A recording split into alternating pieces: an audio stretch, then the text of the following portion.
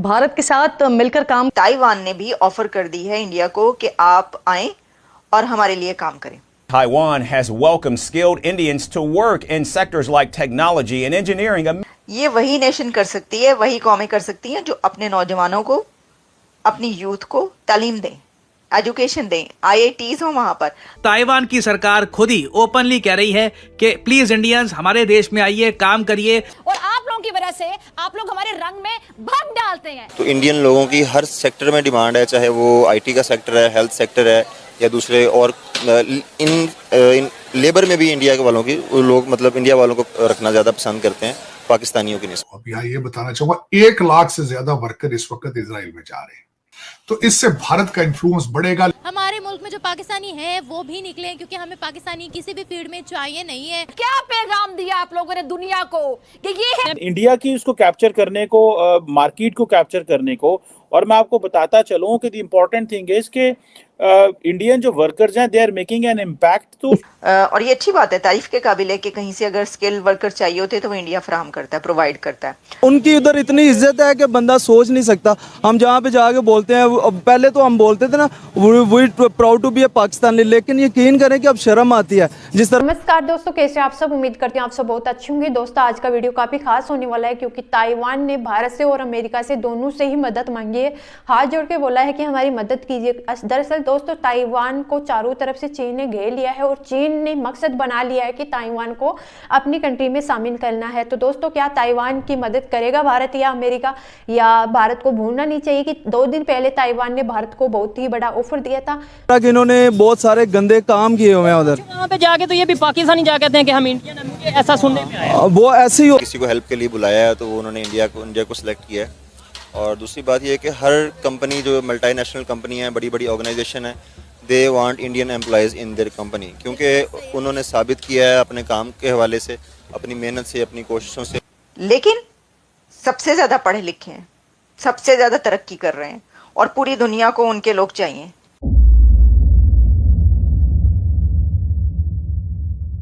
कि आप ये जानते हैं कि इस वक्त दुनिया में इंडिया के स्किल वर्कर्स की बहुत ज़्यादा डिमांड है। और ये अच्छी बात है, तारीफ के काबिल है कि कहीं से अगर स्किल वर्कर चाहिए होते तो वो इंडिया फराहम करता है, प्रोवाइड करता है। ताइवान ने भी ऑफर कर दी है इंडिया को कि आप आएं और हमारे लिए काम करें, हमें ज़रूरत है। अब आपको पता है ताइवान तो वैसे भी सेमीकंडक्टर्स का भी हब है और बहुत सारे वहाँ पर ये सब बहुत बड़े बड़े काम इस सिलसिले में हो रहे हैं टेक्नोलॉजीज़ की, और तो उनको ज़रूरत है।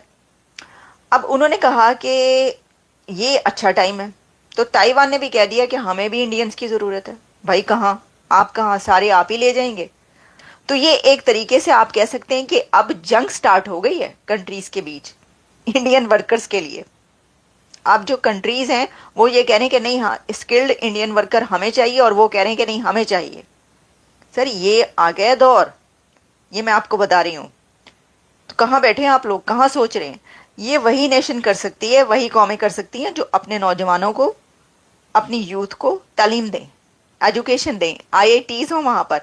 इसमें देखिए इस वक्त अगर आप वहाँ का जायज़ा लें तो 4 कंट्रीज़ देख लें आप, Nepal, Bangladesh, India, Pakistan. South Asia की बात करें हम तो साउथ एशिया में ये चारों कंट्रीज़ में से एक कंट्री ऐसा है जिसकी सबसे बड़ी पॉपुलेशन है, उसको सबसे ज़्यादा मसाइल होने चाहिए थे, सबसे बड़ी डेमोक्रेसी है दुनिया की, और 5th लार्जेस्ट इकोनॉमी है, सबसे ज़्यादा यूथ है, लेकिन सबसे ज़्यादा पढ़े लिखे हैं, सबसे ज़्यादा तरक्की कर रहे हैं और पूरी दुनिया को उनके लोग चाहिए।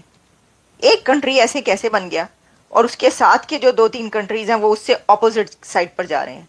ना वहाँ पे तालीम है, ना वहाँ पर तरक्की है, और वहाँ पे जो दंगा फसाद हो रहा है और जो घमसान का रन पड़ा हुआ है बांग्लादेश से लेकर, आपको पता ही ना जो कुछ हो रहा है। ऑब्वियसली मतलब उस साउथ एशिया में आप देख लेना, इन 4-5 कंट्रीज़ को कंपैरिजन कर ले, एक कंट्री है जो एक्सेल कर रहा है।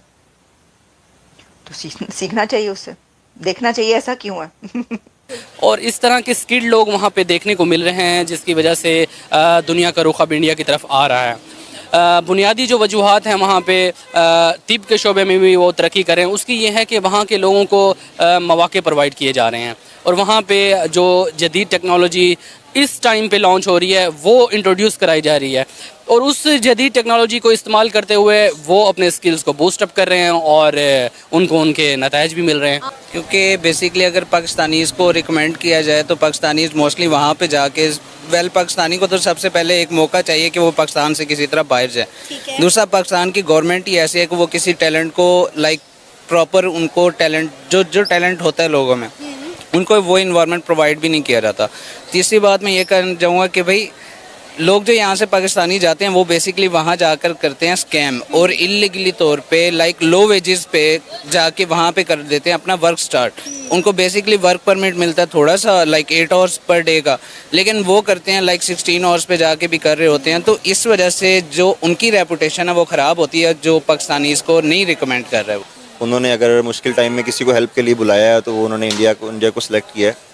और दूसरी बात यह है कि हर कंपनी जो मल्टीनेशनल कंपनी है, बड़ी बड़ी ऑर्गेनाइजेशन है, they want Indian employees in their company, क्योंकि उन्होंने साबित किया है अपने काम के हवाले से, अपनी मेहनत से, अपनी कोशिशों से और जिस तरह की उनको स्टडी दी जा रही है वहाँ पे उनके सिलेबस हैं और जिस तरह के मामलात हैं शुरू से लेके वो रूम हो रहे हैं। तो इंडियन लोगों की हर सेक्टर में डिमांड है, चाहे वो IT का सेक्टर है, हेल्थ सेक्टर है या दूसरे और इन लेबर में भी इंडिया के वालों की लोग इंडिया वालों को रखना ज़्यादा पसंद करते हैं पाकिस्तानियों की निस्बत। आपने बात की हेल्थ सेक्टर की, अगर हम पाकिस्तान और इंडिया के हेल्थ सेक्टर का कंपैरिजन करें तो मेजर फ़र्क आप क्या देखते हैं? मेजर फ़र्क बजट का है।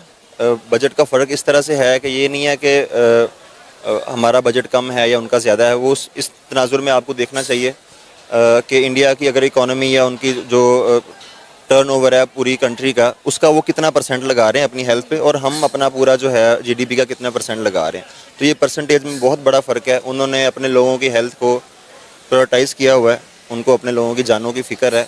और आप देखें कि बहुत सारे लोग सिर्फ एशियन कंट्री से ही नहीं, यूरोपियन कंट्री से, इवन अमेरिका से, ऑस्ट्रेलिया से किडनी ट्रांसप्लांट के लिए इंडिया जाते हैं।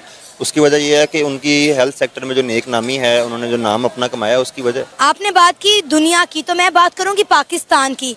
पाकिस्तान से भी लोग जाया करते थे, इवन के पाकिस्तान में इंडियन मेडिसिन का खाम माल आया जाता था, लेकिन इंडिया के साथ ताल्लुकात ख़राब होने की वजह से हमारी ट्रेड बंद होगी। कश्मीर के मुद्दे को लेकर खाम माल मेडिसिन का आना बंद हो गया, रॉ मटेरियल आना बंद हो गया, जिसकी वजह से शुगर और हार्ट पेशेंट की जो मेडिसिन हैं उनकी प्राइस बहुत ज़्यादा हाई हो गई। आपको नहीं लगता कि अब हमें भी चाहिए कि अपने तमाम इख्तलाफात एक तरफ रख कर इंडिया के साथ ताल्लुकात बेहतर करें, क्योंकि इंडिया को जो है फार्मास्यूटिकल का बाप कहा जाता है पूरी दुनिया को। इंडिया आपको मेरा ये रिएक्शन वीडियो कैसा लगा? अगर अच्छा लगे तो प्लीज़ सब्सक्राइब कीजिए, शेयर कीजिए, बेल आइकन ऑन कीजिए ताकि आपको आने वाली हर एक लेटेस्ट न्यूज़ आसानी से मिल जाए। दोस्तों, अगर आपको मेरा ये वीडियो किसी भी एंगल से अच्छा लगता है तो ज़्यादा से ज़्यादा शेयर करना ताकि हमारे और भी भाई बहन इस न्यूज़ को देखकर आनंद ले।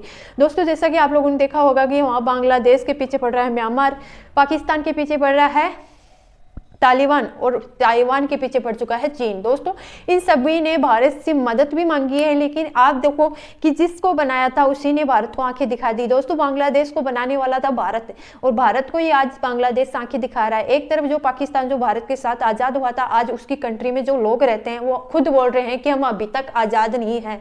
दूसरी तरफ ताइवान भारत से मदद मांगने की बहुत ही कोशिश कर रहा है। वो भारत से मदद भी मांगी है, क्या भारत उसकी मदद करेगा या नहीं करेगा ये आप लोग बताना हो। क्या आप लोगों को लगता है कि भारत उसकी मदद करेगा या अमेरिका उसकी मदद करेगा? दोस्तों, जब ताइवान की जो मिनिस्टर है, जो मैडम है, जो प्राइम मिनिस्टर है, वो जब अमेरिका आई थी तब चीन बहुत ही ज़्यादा आग बबूला हो चुका था और सबकी निगाह है उस मैडम पे टिक गई थी कि ये करने क्या आई है। तो दोस्तों, देखते हैं और मिलते हैं नेक्स्ट वीडियो में। जय श्री राम।